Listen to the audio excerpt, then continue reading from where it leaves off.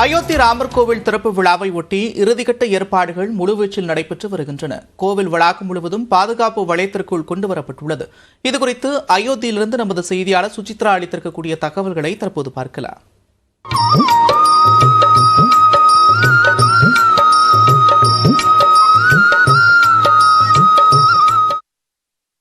அயோத்தியில் கட்டப்பட்டுள்ள ராமர் கோவில் திறப்பு விழாவிற்கு இன்னும் 24 மணி நேரத்திற்கும் குறைவான கால அவகாசமே உள்ள நிலையில் தற்பொழுது ராமர் கோவில் வளாகத்தில் இருந்து காட்சிகளை நியூசிலாந்து தமிழ்நாடு தொலைக்காட்சியானது நேரடியாக வழங்கிக் கொண்டிருக்கிறது. குறிப்பாக இந்த பகுதி முழுவதுமே வளாகம் முழுவதுமே இந்தியாவினுடைய 8 மாநிலங்களிலிருந்து ஆந்திரா, உத்தரப்பிரதேசம், ஹரியானா உள்ளிட்ட 8 மாநிலங்களிலிருந்து வரவழைக்கப்பட்ட மலர்கள் மூலமாக சுமார் 70 டன்னுக்கும் அதிகமான மலர்கள் மூலமாக தற்பொழுது அலங்கரிக்கப்பட்டுள்ளது. குளிர்காலம் என்பதால் இந்த மலர்கள் அவ்வளவு எளிதாக வாடாது என்ற ஒரு காரணத்தின் அடிப்படையில் முழு வளாகமுமே இந்த மலர்கள் கொண்டு அலங்கரிக்கப்பட்டுள்ளது. குறிப்பாக ராம ஜன்மபூமியினுடைய பிரண் பிரதிஷ்டா அந்த நிகழ்வு நாளை நடைபெறவுள்ள அந்த குடமுழுக்கு நிகழ்வினுடைய அந்த பெயர்களானது தெளிவாகவே அந்த வளாகத்தினுடைய நுழைவாயு பகுதியில் குறிப்பிட்டுள்ளதை நம்மால் பார்க்க முடிகிறது. இந்த பகுதி மட்டுமல்லாமல் இந்த பகுதியில் குறிப்பாக உத்தரப்பிரதேச மாநிலத்தினுடைய காவல்துறை அதிகாரிகள், ரேபிட் ஆக்ஷன் போர்ஸ் எனப்படும் விரைவு படைகள் மற்றும் மத்திய பாதுகாப்பு படையினர் தவிர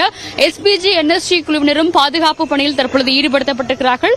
இந்த பகுதியில் செல்வதற்கு பொதுமக்களுக்கான அனுமதி என்பது நேற்று முன்தினமே மறுக்கப்பட்டுவிட்டது. அதற்கான தடையும் விதிக்கப்பட்டு தற்பொழுது இந்த பகுதி முழுவதுமே சுமார் 4 கட்ட பாதுகாப்பிற்கிடையே முழுவதுமாக மத்திய ரிசர்வ் படையினுடைய அந்த கட்டுப்பாட்டுகள் கொண்டு வரப்பட்டிருக்கிறார்கள். இன்று, அதாவது கடந்த ஒரு வார காலமாக நடைபெற்று வந்த அந்த விரத பூஜைகள் இன்றுடன் முடிவடைய உள்ள நிலையில் இன்று இரவு அங்கு இருக்கும், அதாவது ராமருக்கான அந்த ஒரு 114 குடங்கள் கொண்டு ஒரு அபிஷேகம் நடைபெற்று அதன் பிறகு வியாகதி ஹோமம் இரவு நடைபெறும் என்ற ஒரு அறிவிப்பையும் இந்த ராம ஜென்ம பூமி தீர்த்தக்ஷேத்ரா அறக்கட்டளையினுடைய உறுப்பினர்கள் அதிகாரப்பூர்வமாக அறிவித்தார்கள். அந்த ஹோமத்திற்கு பிறகு இரவு ஆரத்தி நடைபெற்று நாளை காலை அதிகாரப்பூர்வமாக குடமுழுக்கினுடைய அந்த ஒரு நிகழ்வுகள் நடைபெறும் என்றும் தற்பொழுது அறக்கட்டளை அதிகாரப்பூர்வமாக அறிவித்திருக்கிறது. இந்தியாவுடைய பல்வேறு பகுதிகளில் இருந்தும் அழைக்கப்பட்டுள்ள பிரபலங்கள் இந்த பகுதிக்கு தற்பொழுது நாளை நடைபெற உள்ள அந்த கும்பாபிஷேக விழாவில் பங்கேற்பதற்காக அயோத்தியை நோக்கி பயணத்தில் ஈடுபட்டிருக்கிறார்கள். தமிழகத்திலிருந்து திரையுலக பிரபலங்கள், அரசியல்வாதிகள் மட்டுமல்லாமல் இந்தியா முழுவதும் உள்ள பல்வேறு பிரபலங்களுக்கும் மொத்தம் ஒரு 8000 பேருக்கு இதற்கான அழைப்பானது விடுக்கப்பட்டுள்ளது. அவர்களுக்கான வசதிகளும் ஏற்பாடுகளும் இந்த பகுதியில் வளாகத்திற்குள்ளாகவே உத்தரப்பிரதேச மாநில அரசாங்கம் மற்றும் தீர்த்தக்ஷேத்ரா அறக்கட்டளையின் சார்பாக செய்யப்பட்டுள்ளது. சுமார் ஒரே நேரத்தில் 2400 பேர் அமர்ந்து பார்க்கும் வகையிலான அந்த ஒரு கட்டமைப்பையும் அந்த கோவிலுடைய முன்பகுதி மண்டபத்தில் செய்யப்பட்டுள்ளது என்ற ஒரு தகவலையும் தீர்த்தக்ஷேத்ரா அறக்கட்டளை என்பது தற்பொழுது கூறியிருக்கிறார்கள்.